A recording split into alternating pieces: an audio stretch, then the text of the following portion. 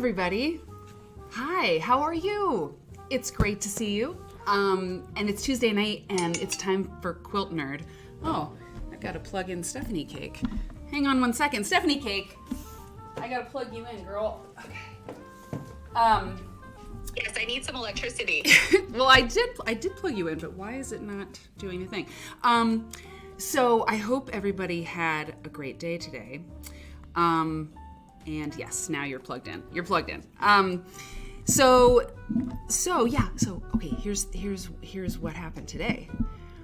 So I was doing photography at a photo studio today, and a hype train is close because people have been subscribing and like doing stuff, and I'm gonna go through and say thank you to the subscribers who subscribed today or re-upped their subscription, and thank you to all the other subscribers who continually support the show and make a difference in this project. And I appreciate you. So before I do that, I can tell you that I was doing photography, and I'll show you a couple of the photos that have been taken for this project. It's a project for Quilt Folk that will launch on Saturday, which is World Sewing Day? Cake, is it Sewing Day or Quilting Day? Is it, do you know?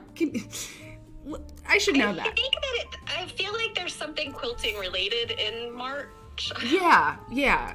Maybe look it up and see, because I mean, I think if you Google it, you'll. So anyway, so there's this big project I've been working on for several months, and it's really exciting. And I would tell you more about it tonight, except that Mike, who founded Quilt Folk, he's most wise, right? And I was, asking about, how much should I say? And we gave a textile talk in January, for the Quilt Museum. And anyway, we talked a little bit about the project, but we didn't announce it because, he rightfully wants the Quilt Folk subscriber community to learn about things first, right? So I'm not going to spill all of the beans, but it's really close. The project will be announced and launched on Saturday, and of course we have a show every Saturday at 8 p.m. Central for the Quilt Nerds. So on Saturday, I'll be able to talk about it, and you'll get the inside scoop of the project so far. So it's very exciting, and like I said, I'm going to show you some pictures tonight on the show, and just you're only going to see those here, but I'm not going to tell you everything about it, but you can see kind of the stuff we've been doing, and hopefully that will make you interested to see what happens and what this is all about. So anyway, I was doing that on the west side, and I don't drive much, but I have this rental car to do all the hauling back and forth of big quilts, and totally missed my exit, man. I just and it's rush hour, and I was like, ugh. But I moved mountains, and we're here, Stephanie Cake, how are you doing? I am good. Yeah? I'm still recovering from daylight saving time. Oh, yes. I don't like it. It's going to take me another month or two to get over that 1 hour. Yeah. I feel it through, September. I feel that. Yeah, you get there right about the time it's time to dial the clocks back. So, exactly. Yeah. Exactly. Okay, but otherwise, things are good. Yeah.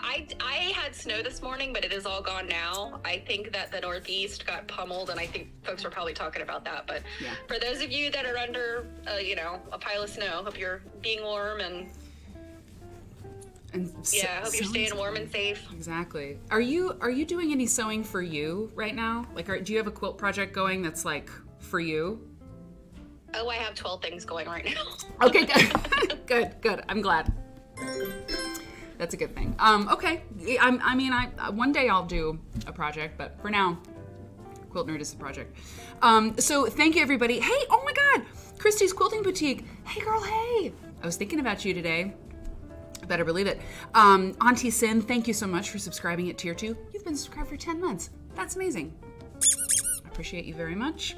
Hey, Robin. Stitching Nani. Hey, it's great to see you. It's great to see you, Stitching Nani. And hello in the chat. Bonnie and Myra and Padma. Good evening to you. Sewing Karen. Iowa Randall. I was thinking about you today, too. Angelina's here and Mother Nature. Yes. Yeah, Word and Bird Nerd, I did notice that. And I wondered what that was about too. I think the green screen's freaking out because there's so much green on the screen, but I think it'll be all right. Miss Schrawl, it's great to see you too. Penny Catherine. And I'm going to say hi to all the people. It's Okay is here. And there was another Druid Godmother, Babe. Babe, it was a good show on Saturday night. It's true. It was true. It was a good time. And thank you for subscribing for 5 months. You've been subscribed for 5 months. I appreciate you a lot. Thank you for subscribing. Jacom Jelly subscribed. You've been subscribed for 8 months. You're currently on an 8-month streak. I like that. That's awesome. I appreciate you. Thank you so much. Hey, QB Tara and Jill Alex. You've been subscribed for 16 months. 16 months. Not bad. On my list is to do the call with you and Robin. But, you know, the COVID. And then, well, the QuiltCon, the COVID, and then the travel. Anyway. And Joyce is here. And Aunt Nino's here. And Drink Wine and Solin is here. Jan's here. Oh, man, the gang's all here. Okay. So, oh, yeah, and Jill Alex. Milestone achieved. Jill Alex watched 3 consecutive streams this month and sparked a watch streak. That's new. What is that? Do you see that in the chat too? Wow. Yeah, I saw it. I was wondering what that was. Jill, did you just like lay down and watch Quilt Nerd like for a year at one time? Exactly. Just yeah, and then just like leave Twitch on until the next show happens. Whatever it is. I love it. Hey, Susan.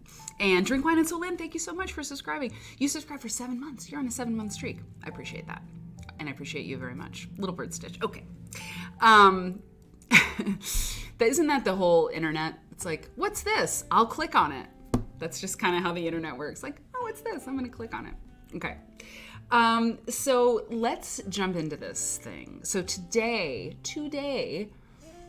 I came across this quilt because my friend Jonathan, who watches this show regularly, and I'm sure is here now, he sent me an email with a wonderful quilt in it. Oh, let me get small. Help, I'm small. Whoa. Okay, little green screen. I'm worried about you.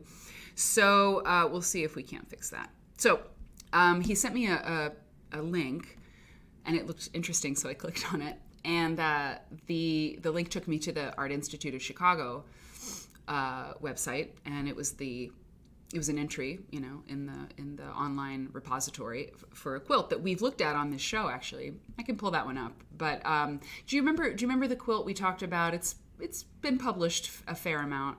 It was the quilt that was copied for one of the American Girl dolls. Do you remember that? And it was like the folk art quilt with the little, and this people of color on the quilt. This, like, you know, I'll grab it. I think you'll remember. Yeah, I mean, I can picture it, but like I can't I can't quite see the details. I'll grab it because it's easy to find. But anyway, so while I was looking at that, right before I left, left for the photo stuff, I spied, you know, a couple other quilts in the Art Institute collection that I just had to look at, of course. So, there, Jonathan. Okay. Yeah, this. I'm going to grab it. So the quilt that you're seeing now, I'm going to zoom in on it, and we're going to look at it more closely. And then I just pulled up this other quilt, so we can look at that too. So let us go to bed cover. This is called bed cover, and it was made between 1877 and 1878 by Mrs. M.E. Mohorter. And one of the reasons that I love this is clearly we have a backwards in. I was like, well, that's the intro quilt tonight. That's it. So I'm gonna change my shirt really quick because the green screen is really sad. And it's gonna be my double pink shirt, and it's actually double pink because something bled onto it when I washed it. You're gonna see it. It's tragic, but also no, it's just tragic. Hang on. Anyway, so the double end, or the backward end made me really happy. And I also like the way that she, and you haven't zoomed in, so I'm blanking on the date, but how she says it's whatever, 1887 and 8. Yeah, exactly. Exactly. Look at this. Look, isn't that, it's terrible. It's double pink on my shirt. It's triple pink. Yeah, it's triple pink. Oh, Lord. Okay. So, but that's better. The green screen is happier. So yeah, it's 1877 and 78. She's like, look, I started it in 77. I finished it in 78. You know, what's the right answer? She's like, I worked a really long time on it. I want to represent this fact, you know, in my quilt, damn it. And I got to tell you, this whole my age on the quilt, I mean, it's pretty badass. like, I mean, nobody does that anymore. Like, when's the last time, you know, that we see a quilt, like, with someone's age? But it happens. Let's see. In fact, it does. It happens a lot. You know, now that I think about it, a lot of the quilts that we look at, especially the ones that are kind of very freeform like these, are weird quilts. And I just, you know, I mean, I know a lot of folks out there are genealogists and do a lot of research, and you know, I'm trying to think of other things where, I mean, it's needlework. It's like needlework where people will like shout their age, and you wonder, were they lying? Were they putting it? They stitching it into a quilt because they've been lying for so long they maybe make it true. Yeah, exactly. And by the way, we're gonna go back to the bed cover, but I just found, I just located, and we will view. Hang on, we're gonna view this right here. Hang on. It's the Elizabeth Holmes, not that Elizabeth Holmes. The Elizabeth Holmes here. The backwards N. This is the original backwards N quilt. Sorry, hang on. Come on, baby. I want you to be bigger for Mama. Okay, hang on. Zoom in. What's going on? Okay. We'll come back to it. Anyway, so that quilt too that we'll see in just a second also has the woman's age on it, you know, and it's very unusual. Okay, so my whole rig here is doing something kind of strange. That's fine. It's no problem. It's totally fine. It's fine. I'm not worried about it. You can just go over here. Sorry, guys.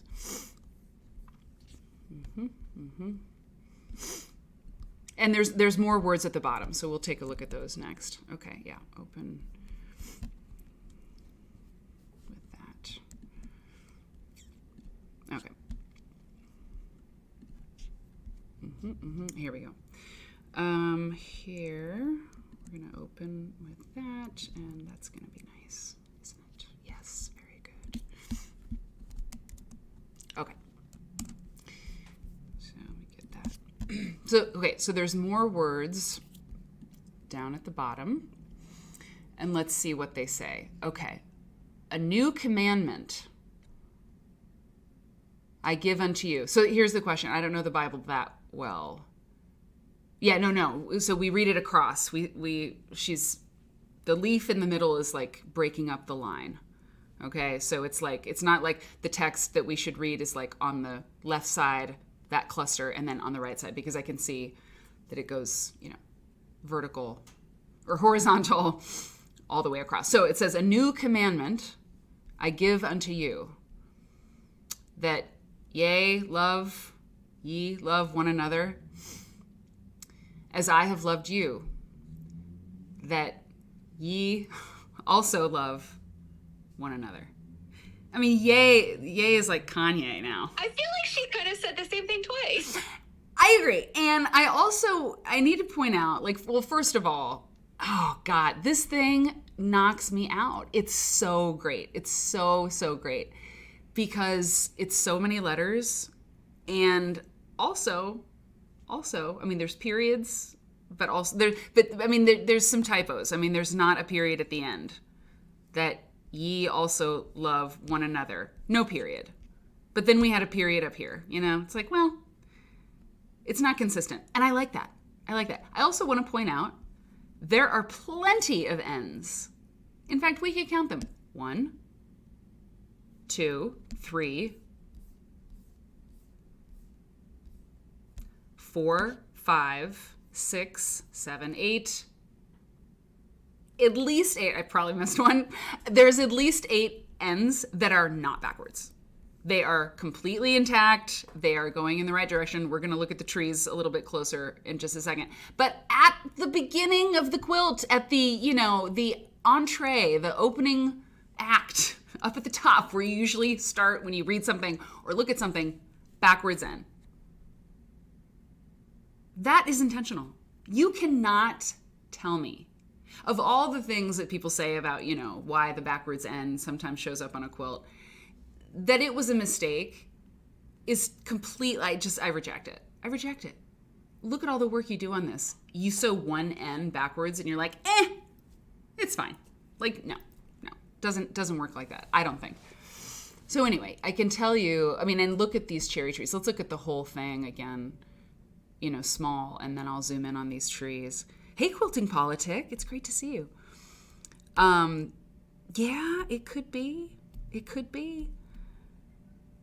All the way across. Yeah, because our brain sees so Quilting Politics says, because our brain sees the word as a whole, not each letter, I think backwards end is just the brain spell checking and not telling us. You know what? It is fair, because just today I was talking to Azuri, the quilt folk photographer, who's working on this project, and she said they photographed a quilt out on the road for Quilt Folk, and it was a basket quilt, and they styled it upside down. And she and Trevor were both doing this shoot, and they just didn't see it. And then I remember my mom said, if you ever turn a block the wrong way, or you sew something incorrectly into your quilt, and you're looking at it for weeks or months, even years, and you turn a block the wrong way or something, and then you have it quilted, or you quilt it and you don't see it until somebody points it out to you. And my mom likes to say, if that happens, you just tell someone, it represents something personal in my life. And then they don't ask anything else. They're like, oh, of course. So the cherries are amazing, or the berries on the tree, I'm not too sure. Here's what we know from the Art Institute about this quilt. It has something to do with the lowercase n. Oh, that's interesting. That's interesting. The Art Institute says, we know who made it, and this is M.E. Mohorter.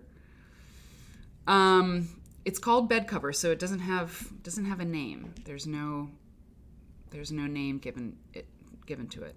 You could call it the Mohorter bed cover or something, but that's okay. Cotton plain weave, pieced appliqued with cotton. Plain weaves embroidered with cotton and wool. Embroidered. Oh yeah. See down here, the little berries, or the little things on the ground. Maybe strawberries. They almost look like strawberries. The tree is embroidered with cotton and wool, wrapped cotton cords of oblique interlacing in running stitches, laid work and couching, edged with cotton plain weave. And they have a transcription here. A new commandment I give unto you, that ye love one another as I have loved you, that ye also love one another. Okay. And it's 93.5 by 90 inches. And it was purchased by the Art Institute in 2003. And the last time that it was exhibited was at the Art Institute. Let me get the whole thing here. And it was in an exhibit from 2004, Exploring Quilts, Art, History, and Craftsmanship. And that was in the summer of 2004. Interesting. Very interesting. So that's the intro quilt. That's how we start this show, is one of these. Hey, Renee. Hey, Ivy. I think I might have said hi. Hey, Eva. You love this quilt. Same. Drink wine and sew linen. It's fabulous. And what I'm going to do now, I know what to do here. So I'll open this guy. And this was what I meant by the, people writing their age on it. And this is where you'll recognize this is the backwards N of Quilt Nerd. That is the inspiration for the backwards N. And here, Elizabeth Holmes. This quilt was made 1869 by Elizabeth Holmes in her 68th year. So great, you know. I'm this old. I did this thing. You will know it forever. Pretty awesome. And then the last one I said I would mention, which I will because it's pretty awesome.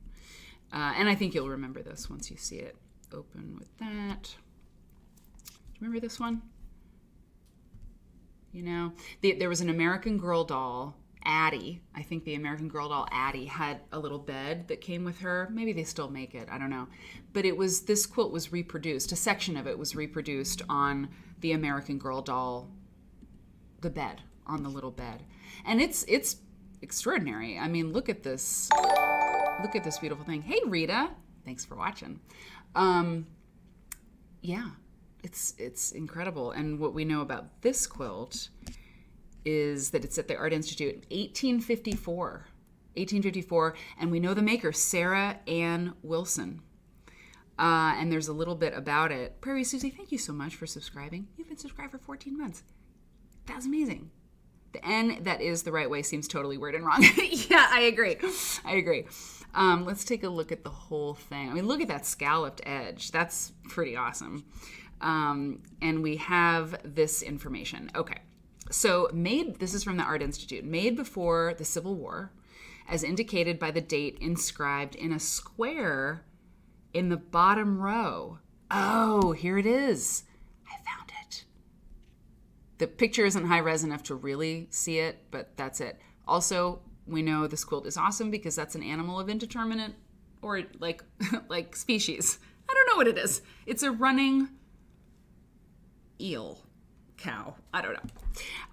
There's actually another weird animal. Oh, really? I think it's one up and one over, or two over. One up and two over is also a weird animal. Oh yeah. This is between the house and the Yeah, I mean, is it a dinosaur or a rat or a turtle? Meh. It could be anything. It's great. It's totally great. Hey Sherry. So anyway, so here's what they have to say. So made before the Civil War, as indicated by the date inscribed in a square in the bottom row, this quilt depicts African American figures who seem to be a family. The figures are sensitively portrayed with appliqued and embroidered. This is really great, and that's a lion. Embroidered brown fabric comprising their faces and hands. The familial narrative is reinforced by the hand and heart motif in the bottom right corner, which we'll take a look at here. The specificity of the portrayal and the similarity of the figures to those in another quilt, depicted here, suggests that these figures may represent the maker's own family. Look at this deer up here. Gorgeous. So gorgeous. Although historians know little about Sarah Ann Wilson, who made this quilt, she may have been a free black woman living in New York. That is very cool. And they said there's another quilt pictured here, but I don't see that. Let's take a look at that heart and hand. Oh, and it was shown at the Art Institute's exhibit in 2018, which I did see. I don't remember this one specifically, but I was in grad school and doing way too many things at once. Anyway, so yeah, there's that heart and hand. That's cool. We should do a whole show on the heart and hand thing. And Elizabeth Holmes's quilt has hands, but I don't know if they have hearts in them. Anyway, pretty interesting. M. Hicks, thank you so much for subscribing at Tier 2. You've been subscribed for 17 months. I appreciate you. It's good to have you here, you know? To put it lightly. So that highlighted message reminds me, Stephanie, you said that I need to order something, right? There's something I need to order. Can you tell the people what I need to order? Yes, I believe it is Elmer's Chiwis is something that you need to purchase. I believe there was some discussion on the disco. There were questions about what on earth are these things. I believe they look like Cheetos, but I'm thinking they're different than Cheetos because they are not fried. Oh, okay. Okay. All right. Well, I will order them. So, was it Cindy? Cindy who did it? Yeah. Yes, it was Cindy. Cindy, you redeemed her bits for the what is it? Chip Pirate. What is it called? She gets to choose the chips I eat on the show. And it's Crisp Selector. Yes, the Crisp 3,000 points. Yeah, 3,000 points.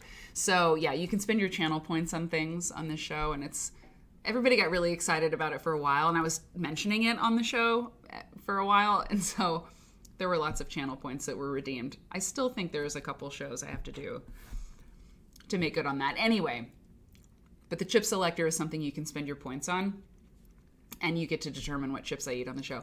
And I'm going to do it, Cindy. I mean, you spent your points. I'm going to make good on it, even if it takes me a while. But ordering chips is something I can get done pretty quick. So get the chips. Get the chips and I'll eat them. This is something just briefly I want to show you. This does not look like anything terribly interesting, but it is. It is interesting. So this came today. It came today. The Bertha Maxroth project I'm working on.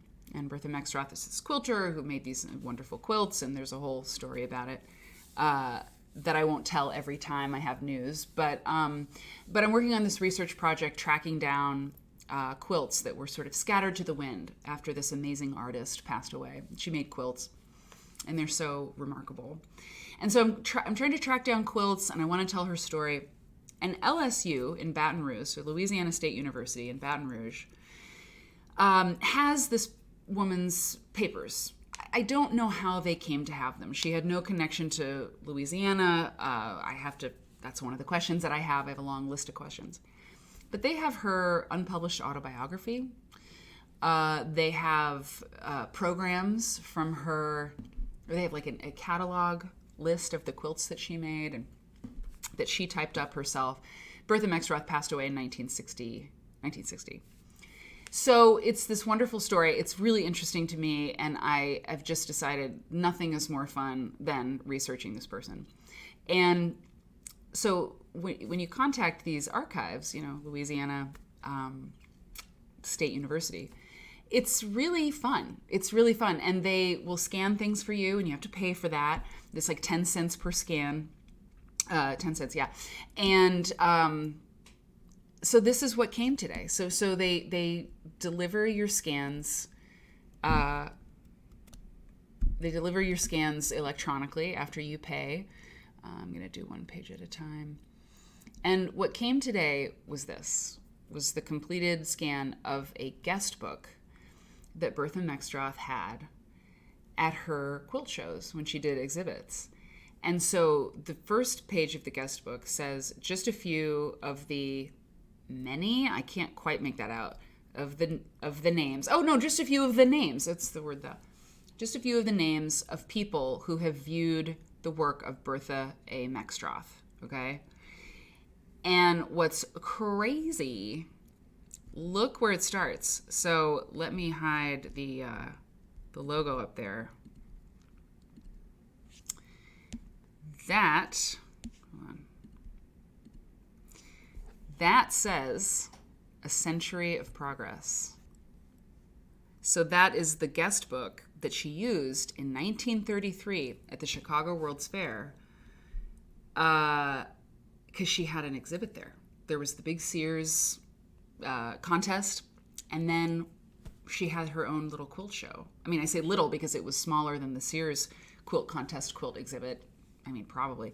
But I'm learning about it. And so these are all the people, at least all the people who signed the guest book in 1933 who saw her work. And what's interesting is, like, as I try to track some of these down, I mean, this is like a nightmare that will take forever, right, to like go through these names. But Bertha Maxroth lived in Winnetka and in Glencoe, Winnetka. They're very close together. And so people who came from Winnetka, were her friends probably, or some of, the people that in her community that she might have known. This was the first day, so they were there on the first day. As I'm trying to hunt down these quilts, like, no lead is too thin, And there were people who purchased these quilts later. These people would be gone at this point. But they have kids. And, anyway, this is why these projects take so long, because, like, finding people who might have purchased her quilts through a couple different sales that happened. I mean, nobody kept a record of the people who bought her quilts. as far as I know. And so all of these names, like, I don't know. It's tough. The people from Illinois might be worth looking into.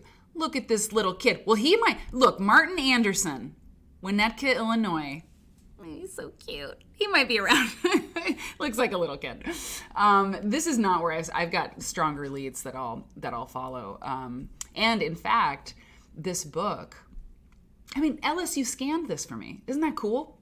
There's a couple pictures where you can see the person's thumb, and it's like, it's amazing. I don't have to go to Baton Rouge. I'd like to, but you can pay to have this kind of stuff. So if you have a research project you're interested in doing, like, oh yeah, there's some fingers down there. It's really fun. And Cake, I know you're gonna go to some archives soon. It's very cool. I am. I'm so excited. Yeah. And so Century of Progress, second showing by invitation of the state of Illinois. So by invitation, that's kind of a cool difference, between. And so anyway, so then, yeah, go ahead. So that second showing, that situation was, I don't want to say controversial, but remember we talked about how, was it Sue Roberts? Mm-hmm. She was the organizer of the first one, and how she had issues with Sears and Roebuck because, and I misunderstood that. I thought she was saying they were babies, but they actually were into babies instead of quilts. And I talked to my mom, and she said, oh, yes, absolutely. They were doing those beautiful baby contests. Oh, yeah. And, like, that was their focus. And so... Wow. I'm wondering if you could connect this Century of Progress thing to what Sue Roberts was looking to do, and Dr. Dutton talked to her about it. Oh my god, if there's like a convergence between our two research projects, like our heads will explode, like on the show. Like if you find a connection between Dr. Dutton and Bertha Maxroth, tell me on the show. Because it'll be like, oh my god, it'll be really exciting. Well, I did preliminarily look in there because the museum does have a pretty good outline of what they have, and I did look to see if there was a Bertha Maxroth in his M correspondence folder, and they did not have it. They didn't have it listed, but that doesn't mean it's not there. Exactly. It might still be there. And here, so this, because I just got this today, I haven't looked at it. Right here, December 18th, 1934. What does that say? That says private show, doesn't it? That says private show. So, yeah, they're all so beautiful. And then people write comments, what I think. Oh, you know what I think. So maybe she knows that person. Always a privilege to see the show. And, it's just great. They are perfect. Cecil and Watson.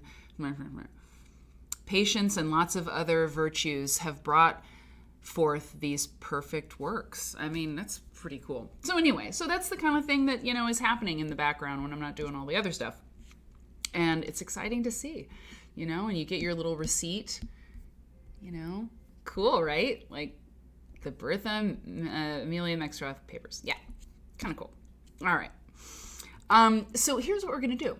We're going to watch a video. I realize that we've never watched, and it's been in my queue for a long time. The wonderful, it's about 11 minutes, the Ken Burns quilt collection was shown at the International Quilt Museum in Lincoln, Nebraska in 2018? Yeah, 4 years ago. And Quilt Folk covered that exhibit. I went to Lincoln and we did the photographs, and I'll pull a few of those up. But Ken Burns is a quilt collector, and he has wonderful quilts, and he had never shown them anywhere before. But I can tell you that Leslie Levy, she's the executive director of the Quilt Museum, she knows Ken Burns from working on the Willa Cather Foundation board. So they sort of went back because they were colleagues there. So, she knew he had quilts, and, over time, it's huge win for the museum. Leslie is amazing. So, yeah, so it was the first time they'd ever been shown, and this is a video made by Nebraska Public Television about the exhibit, and I don't know why we haven't watched it yet, but I wanted to watch it because the quilts are so cool, and I've got some auxiliary pictures to show you as well. Okay, so we're gonna do it. Christy, it's so good to see you. Jacob Jellies. So, okay, yeah. Ooh, that's true, Jill. I could potentially find Dr. Dutton's name as a guest at the show. Oh, you know what, though? That is not out of the realm of possibility at all, right? Jill, you're right. Oh, my God. Okay. Anyway. Let's listen to Ken Burns talk about his quilts. They're really great quilts. Here we go. Nebraska Public Television, 4 years ago. Let's do this.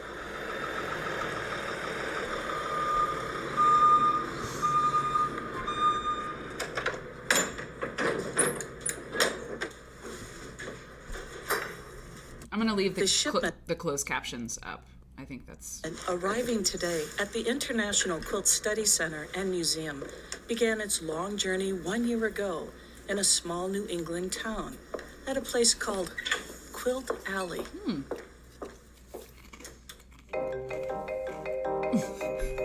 Sprightly music. That's great. Okay, sorry. Okay, so this, just put on sunglasses. This is like being at the first atomic explosion. Where did these come from? Was this the 1960s? You know, was this a psychedelic poster or something? No, this is the 1830s, an Amish community. Amazing to me, amazing. That quilting pattern, by the way, is called Baptist Fan, and it's classic, and it's beautiful, and I love it. And if you ever don't know what to do on a quilt, to quilt it, Baptist Fan. It always looks good. It's amazing. Okay. In the lower level of his barn, filmmaker Ken Burns guides two Quilt Museum staff members, Executive Director Leslie Levy and Curator Carolyn Ducey, through his private collection. Burns has agreed to publicly exhibit his quilts for the first time.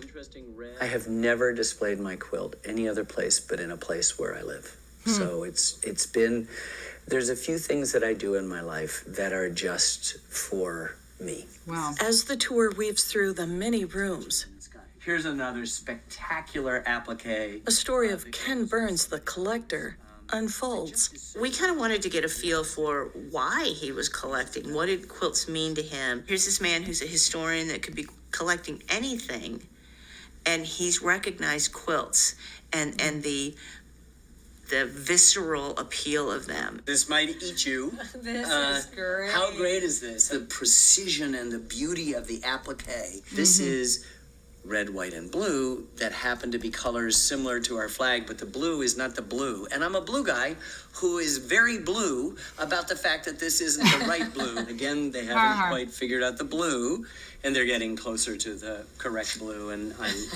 this, to me, this. Interesting. So, wait a minute. I'm going to tap it back. Because, like, some of that might be faded, right? I mean, right? Because green didn't get color. I mean, there wasn't a lot of color fast green. I don't know. I think he might be, if he is wrong about the blue not being the right blue, it is awesome that no one corrected him. I mean, I think, it's just like, well, Ken Burns, it's like, it's awesome that you're showing your quilts. We're just going to let it ride. But the quilt nerds may know the truth. It's okay. Of the applique.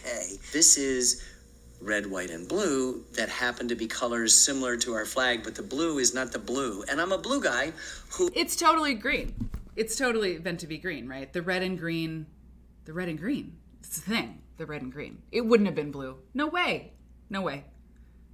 Yeah, wouldn't it be the blue faded? No. It was blue and it was the blue and yellow combination, and one of them faded and left this weird green. That's not like the normal green. Exactly. You know what I mean? Yeah, exactly. But I think it was green. It was green. Anyway, we can. The chat. What do you think? Yeah, Robin says that's my thought. It may have faded. I agreed. Would the fading be so perfect? Well, that's interesting. See, yeah, maybe it was just that green. The color on the video might be weird. It's true. Penny Catherine, we accept nerdy blues. I think the nerdy blues should be a song, and it should be the song of Quilt Nerd. So, honey, hi. Maybe it's a Christmas quilt. Exactly. Okay.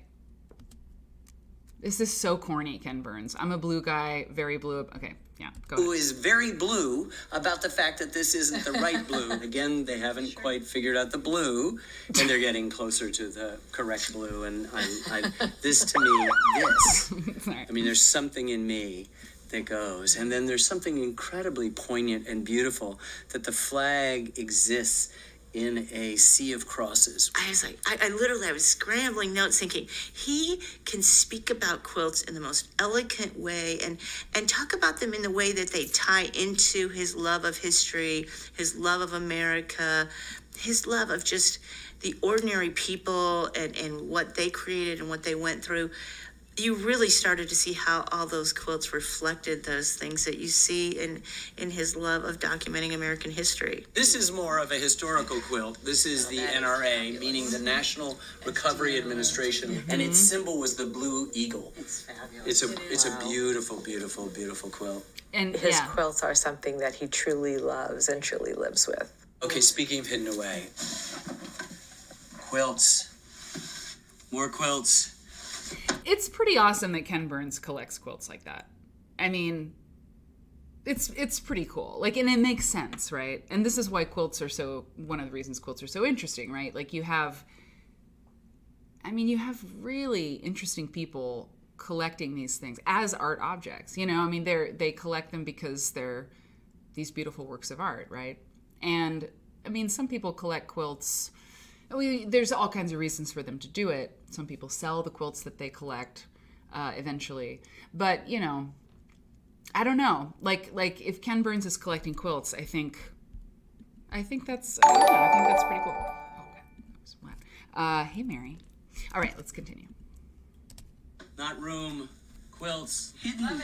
They shouldn't be hidden, right? It was fun to see how much he loves them and how he wants to have them out and be surrounded by them. And then to hear him say, oh, and I do this, I have to say, anybody who loves quilts and collects, like, oh, this is my favorite. Mm-hmm. Oh, this is my favorite. You know, I can't decide which is my favorite. Now, this is one of my favorite quilts.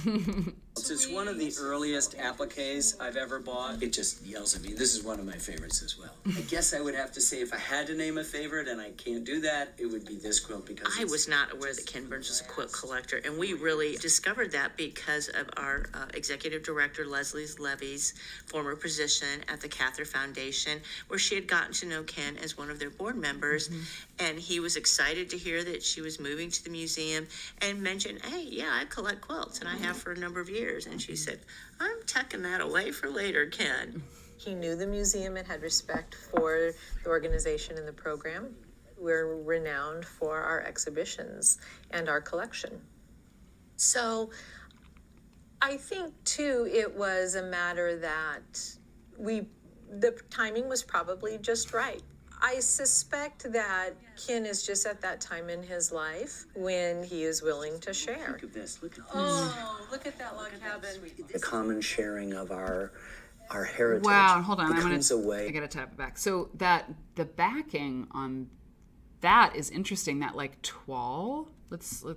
In his life So when look, the he is next willing one. to share. See that very, like, it almost looks like paisley, but I think it's toile. That looks unusual to me. Look at this. Look at this. Oh, look at that. I mean, doesn't that? I don't know. It seems unusual. Like I don't see a lot of like very patterned fabric on that era of quilt. Although I don't know if I see the backs of them enough to be able to say that. Jill, you might know because you see so many quilts, you know, of maybe of this era at the New England Quilt Museum, perhaps. The common sharing of our heritage becomes a way in which you can continue to have a civil discourse. And that's really, really important to me. And quilts and films are ways to do that. And He's equating quilts with films. That's awesome. that's been my mission in life. So I'm very excited by the possibility of sharing these and reminding people that somebody from a tiny little state in the upper right-hand corner of their country, rather than this gigantic state in the middle of our country, share a lot in common. I have to say what I'm drawn to most in the collection are the red. This is at the museum, okay? So Carolyn Ducey, who, by the way, is one of the best people I have ever known, ever met. I love her deeply. Just so you know.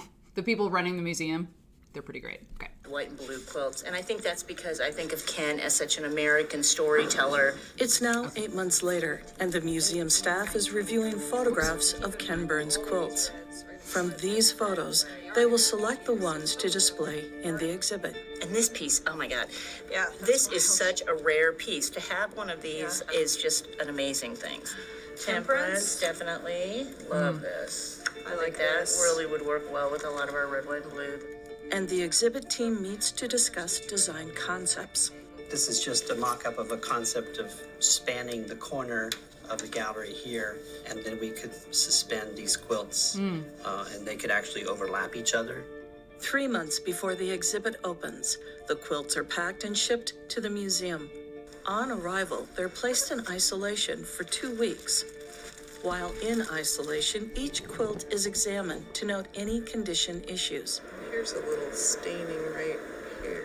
Finally, the moment the staff has most looked forward to has arrived, she's amazing. object review. It's here decisions are made on how to exhibit each quilt. Incredibly damaged. Definitely can't hang. I'd sure rather see it. By the way, so the isolation thing, as far as I know, at least one of the reasons is vermin. Like, they put, textiles and probably other things, but anything organic that comes into a museum, as far as I understand, I'm remembering this, but they'll put it like in a deep freeze because it'll kill, like, I'm gonna barf, like the eggs that might be laid or the vermin. Well, right? yeah, I mean, and they can't afford to have, Ken Burns' collection infected the whole rest of the museum. Yeah, exactly. Thanks a lot, Ken. Yeah. So that's part of it. And Jill, by the way, you said, thank you so much.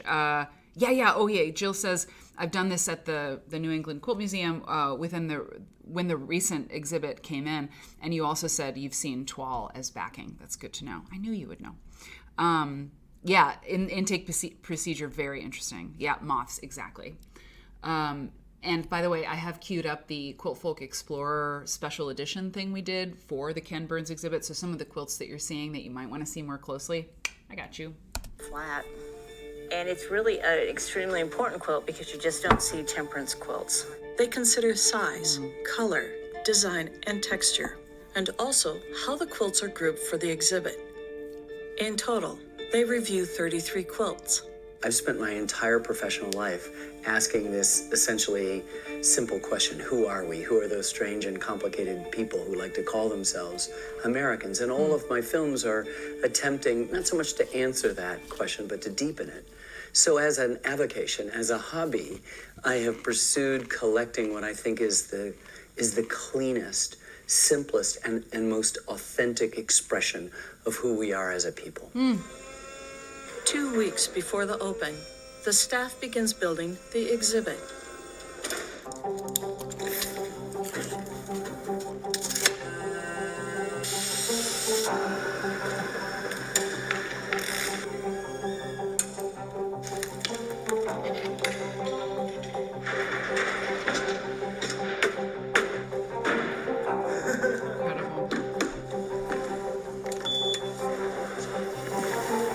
Wow.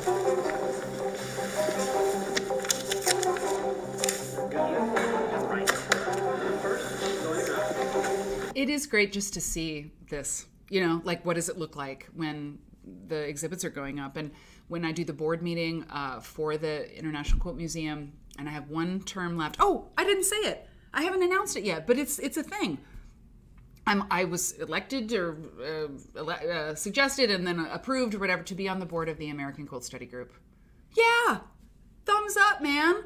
They totally, they want me, they want, but I don't want to be on the boards of all the things, other people should be doing those things, and I want to make sure I can handle all this stuff. And so I've got 1 year left, it's my last year of being on the board of the International Quilt Museum for 3 consecutive terms. So I'll be done after this year, but I'm already technically on the board of AQSG because, that's just the way it works. It's just the way it is.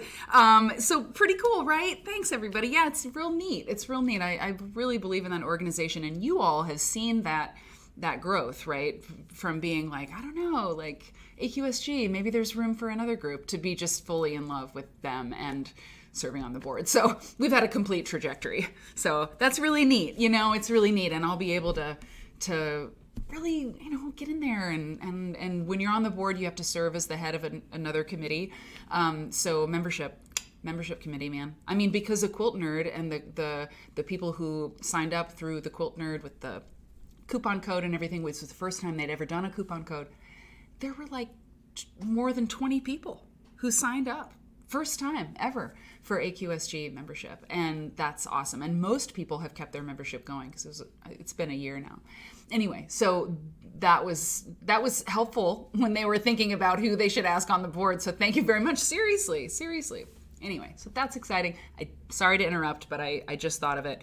And the reason I thought of it is because when the board members meet at the Quilt Museum for the annual board meeting, you can help with exhibits. If they're hanging a new show, you can pitch in and help. And I wonder if you are, Jill, Alex, you might be able to tell us, like, can people volunteer, at the museum? Can they put their name in the hat to maybe help hang things for an exhibit? Or is that so specialized and specific that, you would need training or something to help hang an exhibit? Because I think that would be so fun, would be really neat. So thanks, everybody. That's real nice. Yes, Amy, I can post a link to the original video. Yes, thank you for asking. Okay, I will give it to Cake and she can do it. Give me a second. Okay, first quilt.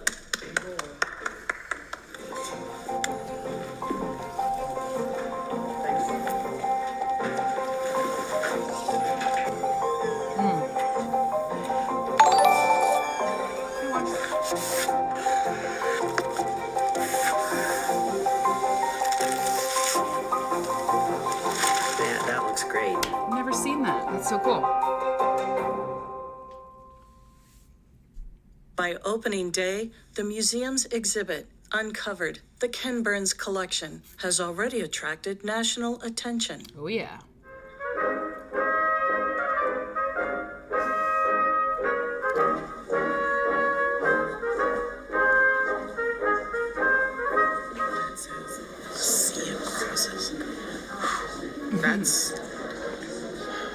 That's powerful. I can easily see why he was attracted to that. Interesting color and texture. I just really love those colors. I can see why he picks them from the heart. The color, oh my goodness. Interesting color texture, but not quite the right blue. Yeah, exactly. The blue they didn't get quite right. Yeah, exactly. Stephanie had a great tip too. You can get experience handling and hanging quilts if you volunteer for Setup at QuiltCon. That is a great tip.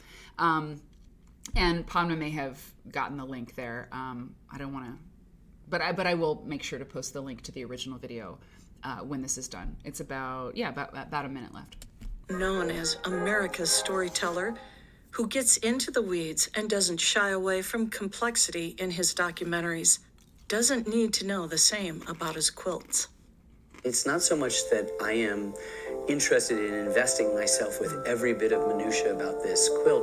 More often than not, the way I've gotten it is by stopping along the roadside at a antiques place and finding buried underneath a pile of other things some beautiful gem, and it's very difficult to track down the precise provenance of that quilt. So what you're left with is the mystery as well as the beauty of it. And that, to me, is what it's about. There's something incredibly human and incredibly authentic about that.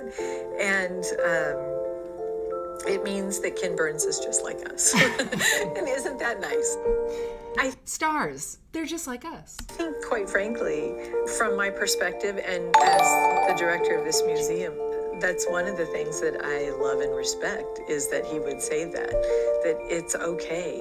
I don't need to know the specifics to love it. I just love it for what it is on the face of it. I just love it. Pretty cool. Did you see that quote? It said, I make films for other people. I collect quilts for myself. Pretty cool. So before we take a break, first of all, here's the link to the original video. Cake, I'm going to Slack it to you here. You may have gotten it already, but just in case, that is the official link. And here, let me do this before we take a break, because it's not terribly long, and it gives us an example, or it gives us an opportunity to look at some of the quilts a little bit more fully. So this Quilt Folk exclusive was produced in 2018. And we went to Lincoln. Melanie Zacek and myself went down there and took pictures of the exhibit. And people who subscribed to Quilt Folk at the time got this free PDF of the Ken Burns exhibit. And I don't know if you can still get this or not, but it was a digital PDF. And I think we did it well. And the thing is that if you don't subscribe to Quilt Folk, you absolutely should. There's no magazine like it. It's an extraordinary publication. And Melanie Zacek, you know, just like our other photographer, Ajari Watala, who I worked with today, I mean, Melanie Zacek can make a rainy day look sunny. I've seen it. We've taken pictures in the rain that she made look, you know, like it was a sunny day, basically, without like Photoshop. And taking pictures in a museum is not easy because you have these lights pointed, but somehow she did such a great job. And so I'll zoom in. This isn't a terribly long thing, but I mean, we can see some of the quilts a little bit more closely, and I think that's really important. I've never seen a quilt like this. This one really blew me away. Yep. So I mean, I don't know. Kate could do this. Robin could do this. Like many of you out there could achieve this. But I mean, what? Oh my, that's hard, right? Does it just look hard, or is that hard? Those circles. That's hard. You have a lot of faith in the Quilt Nerds. That's hard. Yeah. Okay. Yeah, I do. I do have a lot of faith in the Quilt Nerds. But yeah, I wouldn't. There's no way. And that it hangs flat mostly is just incredible to me. Incredible. And then, you know, you think you've seen it all, and then there's a tumbling blocks with just a completely different layout, right? Very, very interesting. So the Quilt Folk exclusive. I can skip that page in the table of contents. Here's Ken Burns in the, here's him. Okay, yeah, Ken Burns. Okay, so we gave him a picture. Let's get back to the exhibit. And I got to interview him for this, which was really exciting. I got 10 minutes with him. I mentioned this at one point on the show, I know that. But I got 10 minutes, and his handler, you know, called me ahead of time with his phone number. And she was like, you know, destroy this after you talk to Ken. And I was like, oh, of course. It's still in my journal from that time. Like, I wrote it down on a Post-it, and I was like, I tucked it in the back. I mean, it's amazing. It's probably changed, but I do have Ken Burns' cell phone number. Maybe. So we couldn't just, like, send him a little text message? We could. Be like, yo, Ken, what's up? I'm doing a show about you.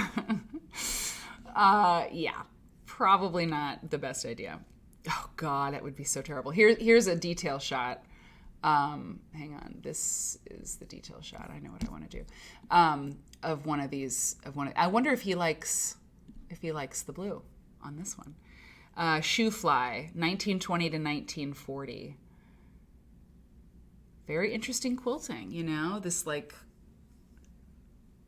Well, now wait a minute now. Okay, that's interesting. So there's this grid.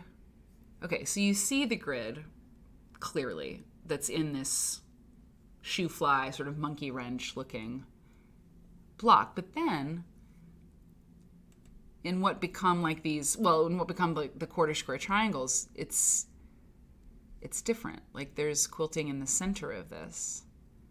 That's interesting. Stash that number, babe. I'm telling you, girl, you never know when you need to talk to Ken Burns.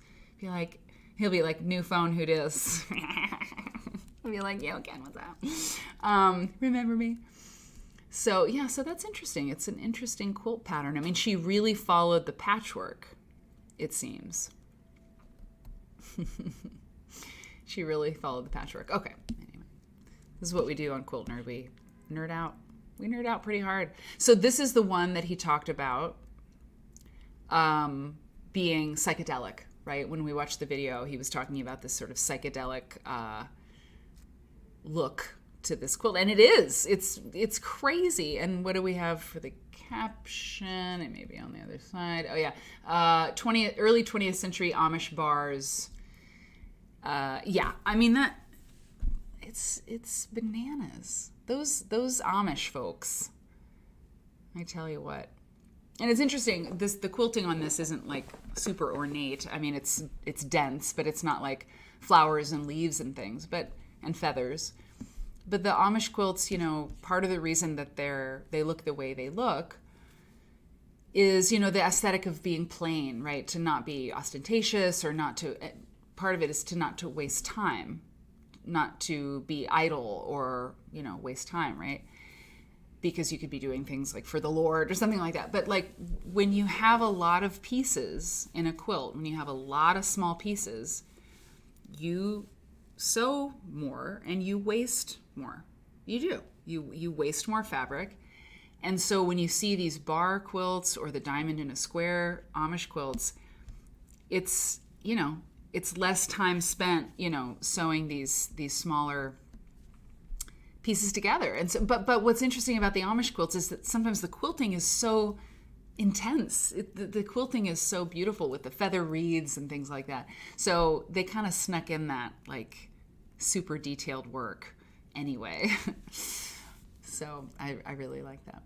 And Ken Burns says, I pick quilts from my gut, from my heart. My heart says, yes. We'll hold one up and go, nope, nope, nope, yes. It's thrilling to say yes. My heart skips a beat. You fall in love with people, you fall in love with quilts.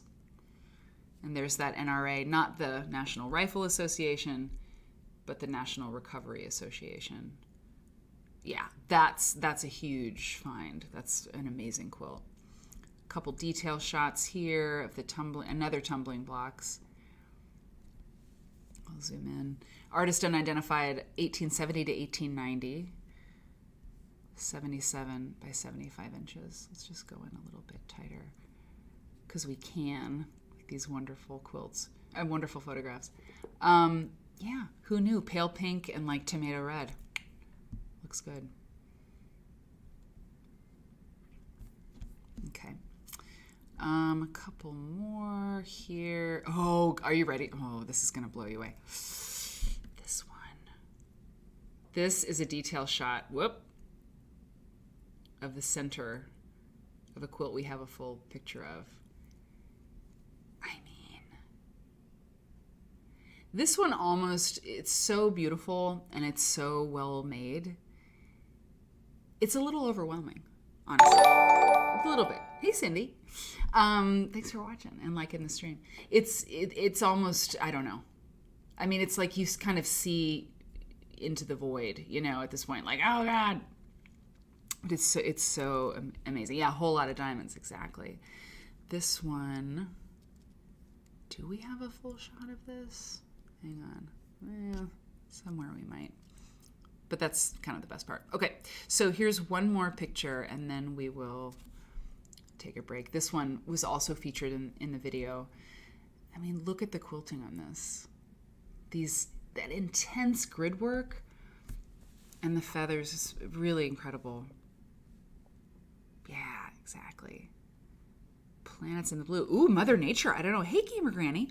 Yeah, we'll look. I didn't see that, but if they are, that would be pretty great.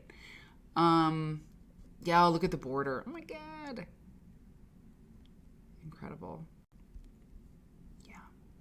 Yeah. And then in the black, or sorry, in the red and blue. Hang on, let me go over here. You have this like cathedral window quilting. Sorry. Don't freak out. Everything's fine. I mean, I didn't want my computer to freak out. Yeah. So yeah. Very cool. Nice work, Ken Burns. I love it. Good job. Good quilts. Approved. Awesome. Oh yeah, and then Mother Nature, you asked about if the print in this quilt was planets. Oh, it's a moon and star. Pretty close to planets. Nice, good eye. Very good eye. That's very cool. It's beautiful. God, it's so great. Yeah. Gorgeous. Totally gorgeous. Hey, Joni. So, okay, so that's the first half of the show, y'all, and I am going to take a quick break, pass it over to Stephanie Cake, and be right back with some Gwen Westerman. We've got another short video and then a few pictures about Gwen Westerman, and yeah, and that's the show. And I'm excited because Gwen Westerman is amazing, and if you don't know her, you should, and soon you will. So, okay, Stephanie, yeah, you ready? Take it away. Take it away. Okay, let me hide myself. Dutton Donuts. Dutton Donuts? Dutton Donuts. I love it. Oh, yeah, okay. Yeah. Okay, I'll be right back. So, you guys, we are, I gotta do math in my head, a little more than T-minus 36 hours and counting until I get to get my hands on some Dr. Dutton stuff. So very exciting. Yeah, I think I saw some names tonight that I haven't seen in a while. So if you haven't been here in a while, the big news is I have gotten access to Dr. Dutton's collection of papers at the Baltimore Museum of Art. And I'm going down there on Thursday to start rummaging through and reading all of his secrets. So it's going to be really exciting. He actually donated all of his papers. I don't know that they know exactly the year, which is, it's funny, but he died in 1966. So the papers were either donated right before he passed away or I guess within the dealing with his estate.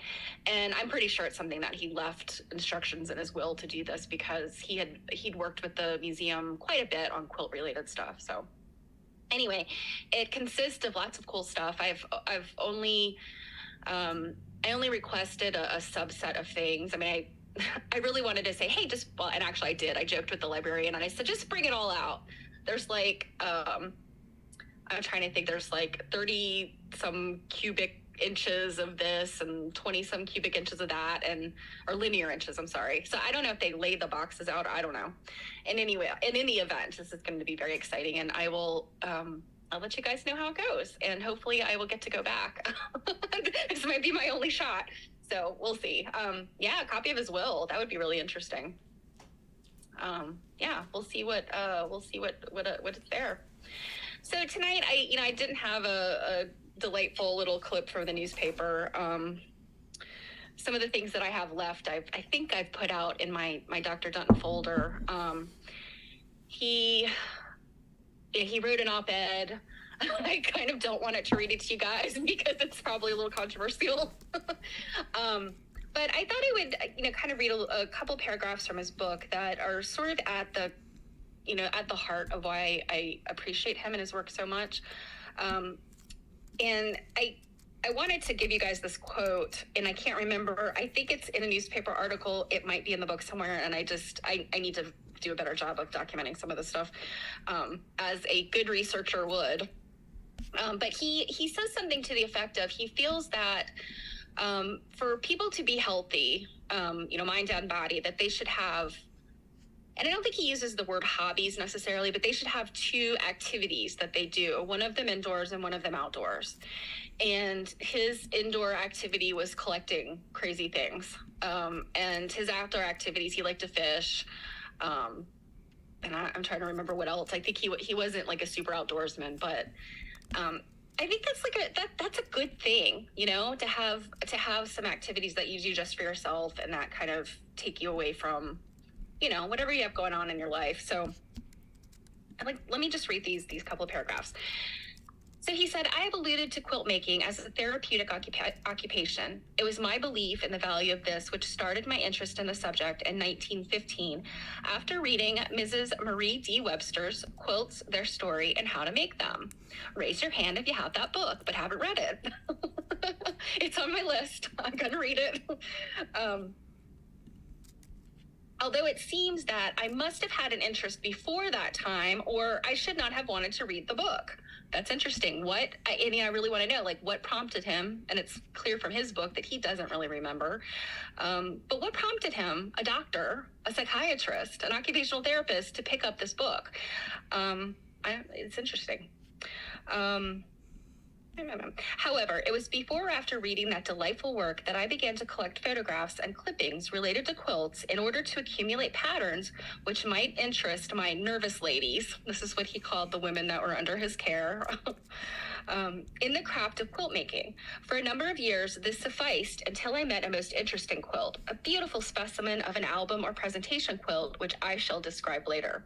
This stimulated an interest in the historical associations connected with the quilts, which has proved engrossing. And he goes on to talk about kind of the process of making quilts. But I just think, I go back to the fact that, something that so many of us are interested in, and I would say, this is just a guess, but I would say probably 90% of us who are quilt nerds make quilts also. I know that there's a number of you that are quilt appreciators, quilt collectors, and, they have the same mentality about quilts that the rest of us do, but you don't make quilts. And that's always so interesting to me. That I think my interest in the history of quilts is because I make them. So kind of flipping that on its head and saying, you're interested in quilts for a different reason.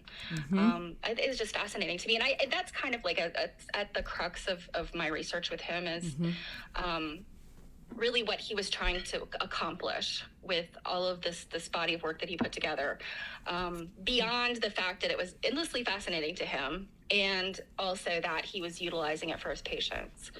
So yeah.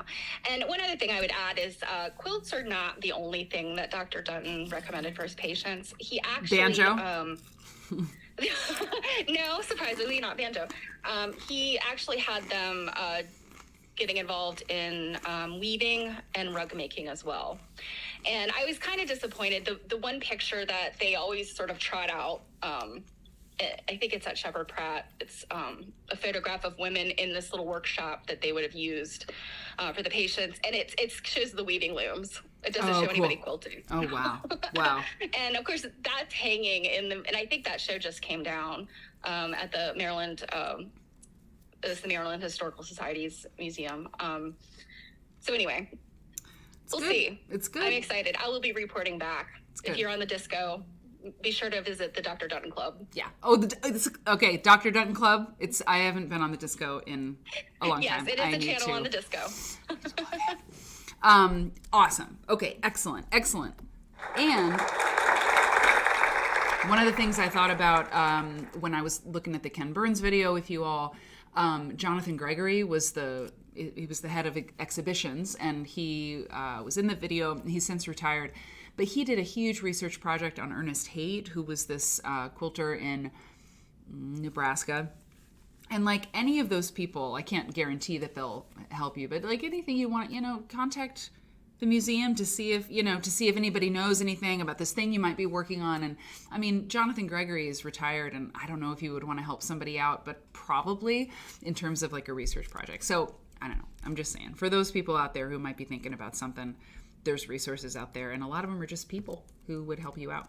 Okay, so here we go. Let us do this, and let me do this. So we're going to look first at a few pictures of the lovely Gwen Westerman, and I will read to you who she is. So Gwen Westerman, this is from her website, gwenwesterman.com. The about. From the plains. Gwen Westerman's roots are deep in the landscape of the tall grass prairie and reveal themselves in her art and writing through the languages and traditions of her family. She is an enrolled member of the Sisseton Wahpeton Dakota Oyate, her father's people, and a citizen of the Cherokee Nation, her mother's people. She is the co-author of Minnesota Makose, The Land of the Dakota, which won a 2013 Minnesota Book Award and a 2014 Hognander Minnesota History Award. Fiber artist. A 3-time recipient of an Artist Initiative grant from the Minnesota State Arts Board. Gwen creates incredible textile art influenced by her life and indigenous cultures.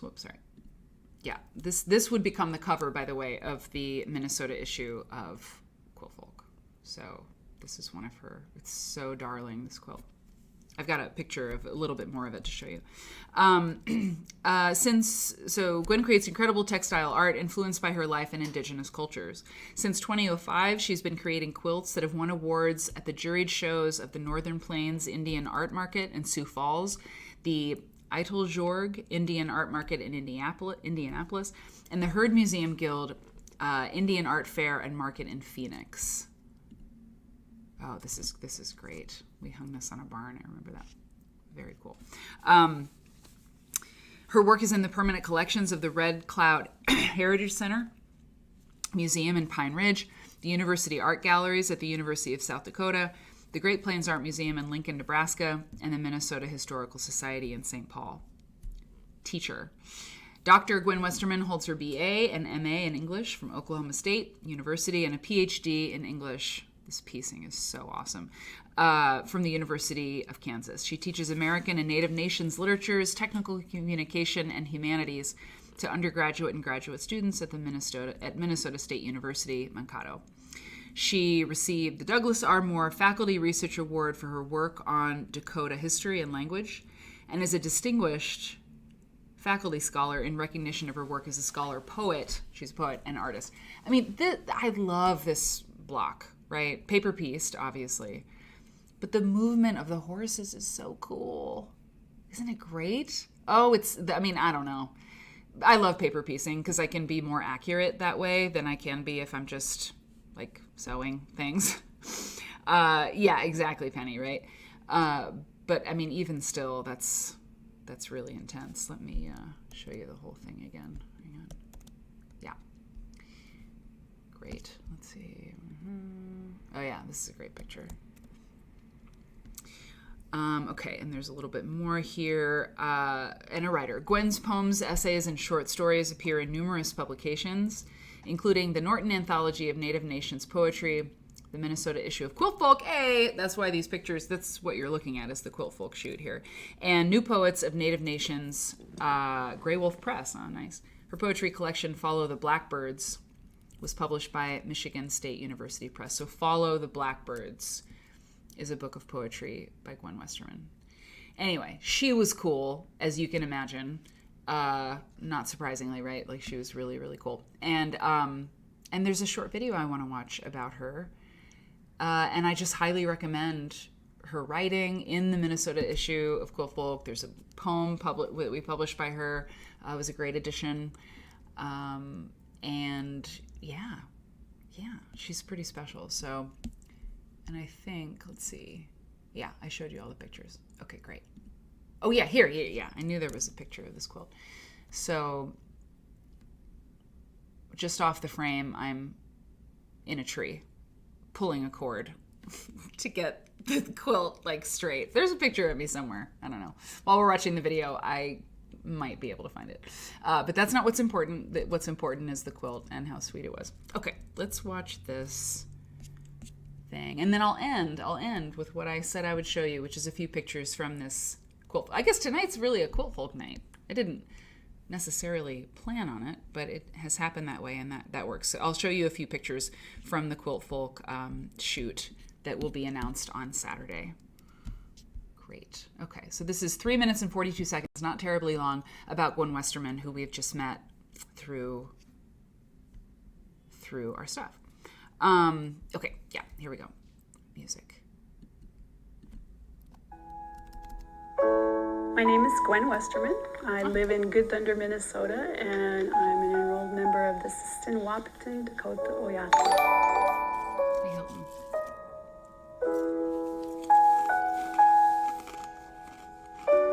Applique ribbon work is made from cut and sewn pieces of ribbon in geometric patterns and floral patterns that almost resemble some traditional beadwork patterns as well. There are many people who will say Dakota didn't do ribbon work, but we did. We've been doing ribbon work since the late 1700s.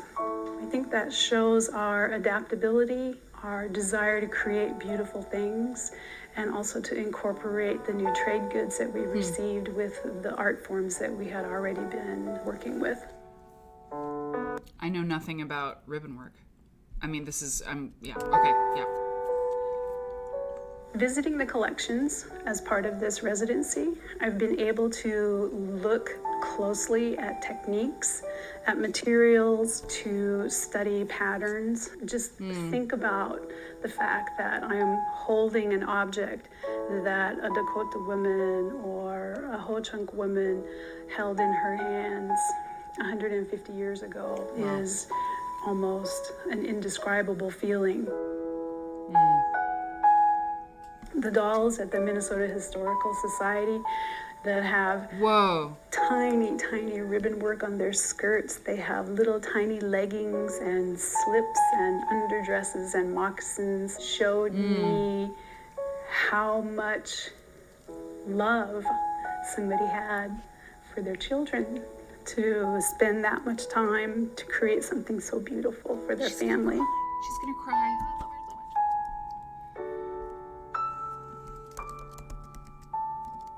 Aaron and Randy Lynn and Elise, to work together with them in the ways that our women used to work together, all sitting around a table or sitting around together in a companionship so that they can move forward from here and teach others.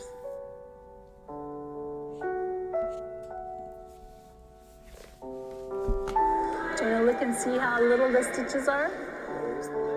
Oh, that's great. A lot of people don't know how to stitch by hand anymore.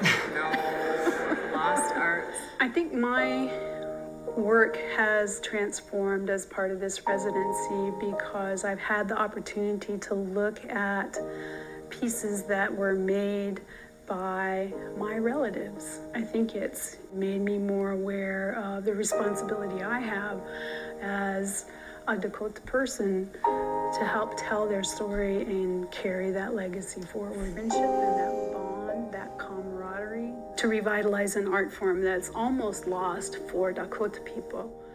And to be able to share that legacy with my apprentices who will go out and teach it to others means a lot. It means a lot. Oh, she's so great. I mean, it's interesting. Like, we're talking about this, researching the past and everything. It's like what seems maybe mundane to somebody, like just another log cabin quilt, right? It, we don't know who made it. It's not that like extraordinary to us, some log cabin quilt from like, I don't know, 1880 or 1860. And so we throw it out or we do whatever with it. But the thing is like somebody in the future who's looking for something specific, like Gwen Westerman, she's like, hey, Gail. So she's looking for, clues, or she's looking for people or researching, why did they make these things, this ribbon work, why did they make it in this particular way, or, what's the region in which they did this thing, because it can tell us about people in the past, which is something I think is important. I don't know. I don't know what the future's going to bring. So if we look at the past, usually we can learn some things, that would be helpful, or at least connect us with our humanity and our fellow man and woman. And so, it's like what we don't really think about today. In the future, it might be really important, or it might help somebody later. You know what I mean? And quilts, to me, they really do hold stories, even if they're not like memory quilts. They hold the memory of the time in which they were made. And we might not think much about our things that we have and use all the time, but in 100 years, 200 years, those things will be very old. My little chip bowl, they'll be like, we need to know more about chips because they hold the key to saving the environment. I mean, I don't know, but you never know. So people in the future might really want to know about quilts, and even the quotidian ones, even the ones that don't seem that special, have importance. I believe that. I believe it. I do. Okay, so to finish off, I'm going to show you, I'm giving you a sneak peek. Oh, the link to the video. Yes, you can. You absolutely can. Dun, dun, dun. And it is right here, and it is right here, And I will give it to you, Cake, because I think you can do it easier. So there's the video. Okay, so I said I'd share some stuff with you, and I shall.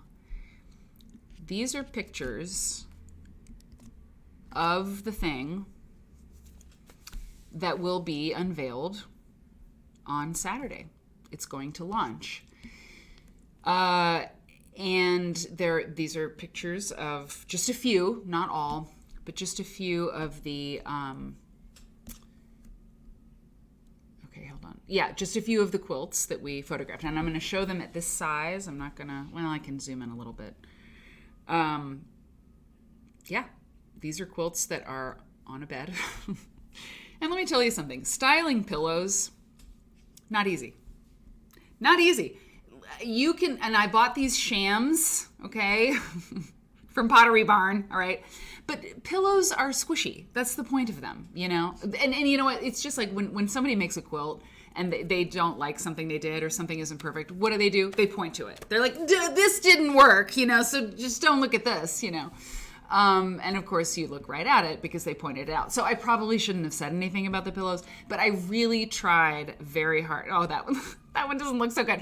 Anyway, but the quilt that's on this bed has a special story, and there's some pretty wonderful embroidery on it. I believe we have a detail shot.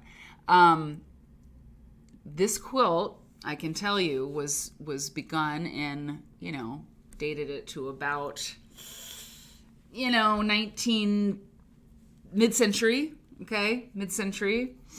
And it is darling. I mean, the baskets are perfectly stitched down. And the embroidery is fabulous. Each basket in the quilt, let me go back a little bit, shows a different flower. I mean, there's a different flower in every basket, right? And what I love about this quilt is... Miss Shaw loves it. Ooh, Drew, babe, hopefully there's going to be more photography of this kind. I'll just put it that way. All will be clear on Saturday when Quilt Folk announces the launch of this thing that I've been working on for a long time. Hopefully there will be more photographs like this because there will be more quilts in the future to talk about. I just have to be careful because I don't want to scoop it, you know, and make people mad. Believe me, I don't want to make people mad. I'm good on that. So anyway, so let's look at some more of these. Yeah, but I believe this quilt was begun in, you know, mid-century. Oh, look at this quilt. Oh, how darling. And babe, what I was going to say is if there are more of these pictures taken, yeah, I'll take pillows. I'll use pillows for style shots. This quilt, which, I mean, that binding is so great, right? Isn't that binding great? This quilt, which has, you know, some discoloration there. The quilt top that this quilt, is sporting, you know, 1930 something. So there's some schmutz, time and entropy have worked on this quilt, but it's still pretty cool. Looks really good. I wonder if... I love how they went scrappy. Yeah. Oh, wait till you see this. Now, was this a completed quilt top? It was. Oh, look at that shot. Yeah, it was a completed quilt top. I can tell you that much. I feel like there's that sort of scrappy look. Like usually they would have just put like white squares, right? Or a single color. Like, yeah. I don't know that I've necessarily seen very many older quilts that have that, you know, that really scrappy look. It's like what we do today with those reproduction fabrics. Yeah. But usually they don't. I love that. I do too. Yeah, and a lot of, well, yeah, you can see in some of the pictures. I don't know the ones I'll show you right now if it shows, but you know, you've seen these quilts where they used another piece of fabric to finish. I mean, where they had to stretch whatever they had to make it work. It's very interesting. By the way, here's a little inside scoop. So the Marseille, there's a, do you see this white thing? I can zoom in even more. There's a white sort of bedspread, like a quilted bedspread, the scalloped edge thing underneath the quilt. That was donated, loaned by Marianne Fons. I was like, Mom, I need to do these style shots of these quilts. I need like something lovely to be underneath the quilts. And I was like, do you have that Marseille bed cover that I use when I come home to Iowa? And she said, yes, I do have it. So she brought it to me. She shipped it to me. Okay. Yeah, here's a good close-up of this wonderful patchwork. It's so great. It's so great. I love the different kinds of green. I love the 2 different greens, you know? Oh, Wonky Quilter, is that true? You collect complete quilt tops. This is a pretty and unexpected colorway. Exactly. There are these different greens, the sage green and then sort of like the grass green, right? Very, very cool. I love it. Yeah. Okay, here. This is an example. Look at this. Look, she had to piece together some of the pink to get what she needed. You see that seam? And it's over here too. It's over there on the right-hand side of your screen. Interesting. It matches the stain on my shirt. You know what I've noticed, Mary, on some of the, because I have quite a few tops too. And Wonky, I don't know if you're experiencing this. Back, I don't know, 10 years ago, 5 years ago, it was so easy to find quilt tops because people were like, well, I want a whole quilt. I don't want a quilt top. So if you could get this for like $5, not so much anymore, you know, because people are catching on to this, you know. But what I was going to say is, yes, sometimes it's obvious that they had to piece together, you know, just they didn't have enough. But what I've also noticed is a lot of times it's obvious that it's from garments. And it's literally just the seam, like the side of the pants. It's like the seam in the garment. And they just went with it. They don't, you know. And we think about how perfectionist we are now. And you don't even notice those things really unless you look so, you know, in such detail. So I think there's a lot to be learned from these quilt top makers. I do too. And what's interesting about them is everything. But like, oh, look at this one. This one's going to blow you away. So there's so rarely provenance on a quilt, a finished quilt. But the tops, I mean, please. Like the only time you get a name is if they embroider, you know, their name into the quilt when it's done, or maybe like sign it on the back, but never. But the tops, I mean, hell no, unless there's something like stapled to the thing or someone's kept it so, you know, closely, you know, in their family, you never know. You just, in my experience, you never know some of these vintage, look at the quilting on this. This quilt is a masterpiece.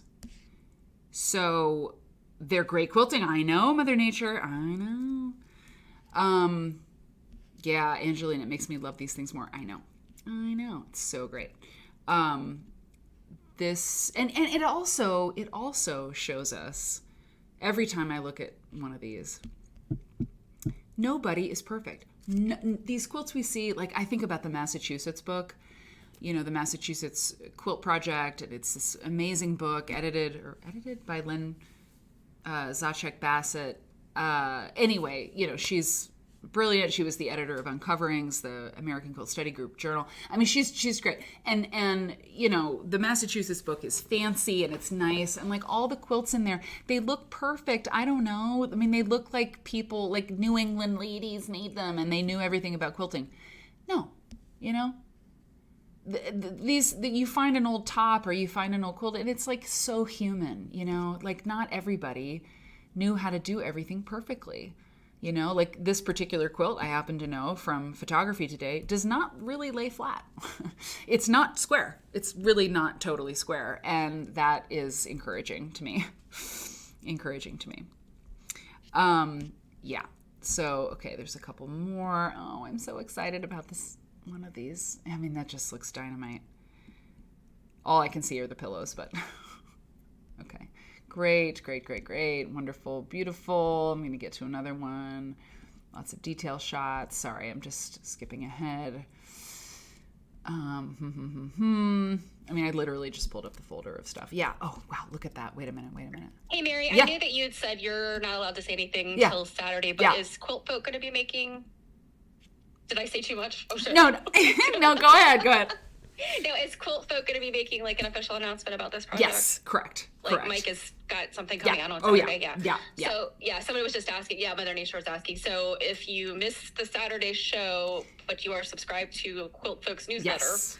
I would assume that you'll get one of their emails. Yes, correct. Yeah, email will go out. I wrote the copy for it, actually. So the email will go out on Saturday, and then it will be out there. And so if you're not a Quilt Folk person who's on the mailing list, which is free to be on, although you might need to be a subscriber to get the first shot at some of this stuff.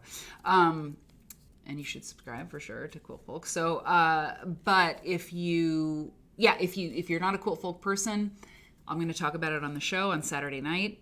And if you are a Quilt Folk person, but you can't come to the show on Saturday night, you will get the email. So the Quilt Folk people will get the information first. This is I think this is beautiful. I mean, sometimes, a blue and white, man, like it's all you need. And this quilt has a very interesting provenance. Quilted with a Baptist fan, by the way. Yeah, and the imperfections, exactly, are not noticeable to most people, most people. I'm going to go through. There's a couple quilts I just have to get to. So I'm going to zip past this one a little bit. Ooh, didn't that look good? Ooh, #Pottery Barn. Yeah. I remember, so Liberty of London. #Pottery Barn wishes they were that cool. #Pottery Barn wishes they were that cool. That's the hashtag. We're putting it in the email. But so a couple, let's see, not last year, but the year before, Liberty of London hired me to style, some stuff for them, which was pretty cool. I was in England, which doesn't probably surprise anyone. And I felt so inept because I was there and I was, doing my thing because they're like, Quilt Folk looks so great, and you've styled these things. But God, I had such a struggle with the pillows, because they had these floppy hotel pillowcases. And I was like, oh my God, it's impossible. Look at this little muffin. Ooh, it's so cute. It's so cute. Fly foot pattern. That is, by the way, see, you get all the intel. That is my alarm clock. Oh no, the lampshade is a little bit crooked. Oh no! Oh, I'll never live it down. I bought those flowers at Whole Foods. That's my vase. It's my alarm clock. It probably was 2 p.m. because it was actually working. And I don't know if this is entertaining at all, but the bed, I rented an Airbnb to get the right, because I needed good headboards. I needed a good queen size headboard and I needed a good twin size headboard. And so that this room that there was. I don't care what kind of amenities you have in this place you're renting. I just need to know, is there a good headboard? Yeah, seriously, I was like, there were these great places and I was like, ugh, no, the headboard's terrible. I needed something modern, something clean, and I needed white walls or off-white walls. It was very specific. Thank God I found something in Oak Park. Anyway, finally. But it was so important. And in this room, look at the quilting on this. This is so great. These little flowers. But in that room, there was a horrible television stand and a television, and there was this dresser. Listen, you listen and you listen good. Getting this stuff done, it's a young woman or a middle-aged woman's game. You gotta lift furniture, you gotta haul bags around. After the show tonight, I have to go all the way back to the west side to get all the stuff that I left at the studio. Anyway, it's a lot. I was moving furniture, I was doing the most. But it's all gonna work out. Okay, I'm flipping forward. Oh, look at that shot. Look at that shot. It's so good. I hope that you all are agreeing. Core Quilts says, hey, Core Quilts, you just now mentioning you styled Liberty. Yeah, I know. I created an Instagram account just to brag about it. I did. There's a highlight reel or something in my Instagram about it. I know. When they were like, can you help us style something? I was like, ugh. Oh, yeah, totally. Let me see if I have time. That was really exciting. Yeah, I felt pretty cool. I mean, I got Liberty of London on my resume. Lisa, hey, thanks for liking the stream. By the way, can I just say, I feel like the binding on this looks pretty awesome. I'm just saying, okay, cakes like this. That it was a binding that was purchased and made, in the present day. I like a stripy binding. A stripy binding is really good. A stripy binding is cool. And I think, this quilt may have been begun in, like 1940, 50, something like that. I'm not a quilt dater myself, but, but what if it had like a modern day binding? Like what if it was like finished, like this year? A stripy binding would be great. Okay, so this one is amazing, but I want to get to this other one. I want to get to another one. This one is so cute. It's so cute. The quilt did great. Christy took care of this one. But what I want to get to, there's a little wrinkling in that one, but that's just the way it was. It's a sweetheart. Okay, hold on. Let me do this. I'm gonna do this. Hold on. Because I really want to get to the one. Okay, I love this quilt. I love it. I love it so much.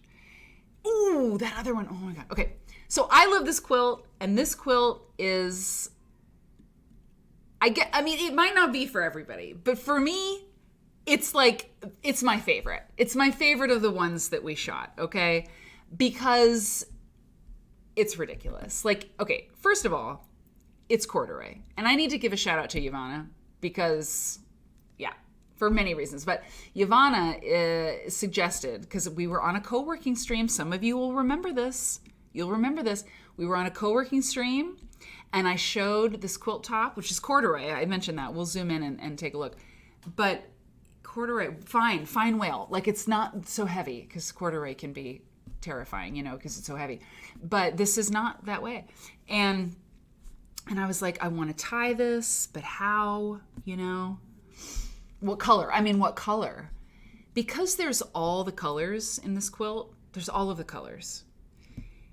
It was like maybe white, but there's white in the quilt. Anyway, it was Ivana who said black thread, black yarn. And I said, God, yes. Look at that pillow work. Look at that pillow work up there. Oh God. So black. And it's right. Because there's no black in the quilt. There's so many colors. If I had used yellow or white or whatever, it would be a problem because it wouldn't contrast with the different colors. So like pink, no, black was perfect. And someone started the ties, and then when I worked on it myself, so I added ties, and I tried really long, leaving them really long, like a Rosie Lee Tompkins sort of style, but they were too long. So I trimmed them down, but I didn't trim them down too far. So I really worked on this quilt myself a fair amount. So yeah, I think it's adorable. I think it's really special. Oh, look at it, so cute. Oh, it's so cute. I mean, it's not for everybody, I guess. But wait a minute. I want to make one for my. Oh wow, corduroy is over $25 a yard. That's wild. Mother Nature, they're the project. They are part of the project I've been working on for Quilt Folk. And on Saturday, all will be clear. And I'm not trying to I wish I could just tell you, and I would if I could, but I shouldn't. But I've done photography for the past few days, and I just, you're my people, you're my peeps, and I want to tell you just a little bit about, what to look for on Saturday. So yeah, I worked on a lot of these quilts. I was very invested in all of these quilts in a certain particular way, and then on Saturday I'll spill more of the beans. But anyway, just wanted to show you that. Pretty cool, man. So thank you for coming to the show. We saw some cool stuff. Hang on, let me go here. We saw some cool stuff, and we're going to see more cool stuff on Saturday. And yeah, the shelf shot.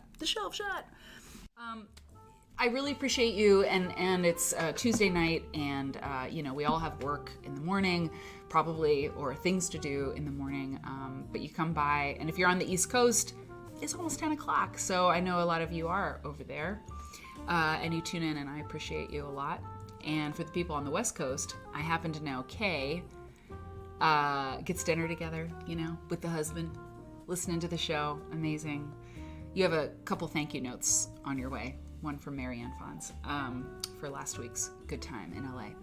So thanks, everybody. I appreciate all the subscribers and everybody tuning in. And if you like the show and you think there's somebody who also might like it, then tell them to come by. And for people watching on YouTube or Facebook, I appreciate you. If you want to subscribe to the show and get the full Quilt Nerd experience, which is like giveaways and fun emotes in the chat, which it doesn't sound like it's a huge perk to be able to use like the heart and hand emote or the pie emote or like these different little, emoticons or whatever. But it's really fun. You really feel part of the show when you start learning the emote language. Anyway, come over to Twitch. Don't be scared. It's the alternative to YouTube, and I'm an alternative kind of gal. So we do the show over on Twitch. So come over here and subscribe to the show. It really helps make it happen. And it's a great community. The thing I'm most proud of, probably in my life, is the group of people that I have helped assemble. Like, I have been a conduit, right, for this group of people who watch Quilt Nerd week after week, and it's an amazing thing. So be a part of that. It'd be really great. Okay, I'll see you all on Saturday, and it's gonna be good stuff. Thank you, Stephanie Cake. Stephanie Cake, I appreciate you a lot. Oh, thank you. I appreciate you, Mary, and I appreciate all the nerds who hang out with us. Amazing. You're amazing. Okay, I'm gonna get some sleep. Thanks, y'all. Take care, okay? Okay, bye. Oh, the Christmas music is now gone. I am really sure, but we'll find out in a second. Okay.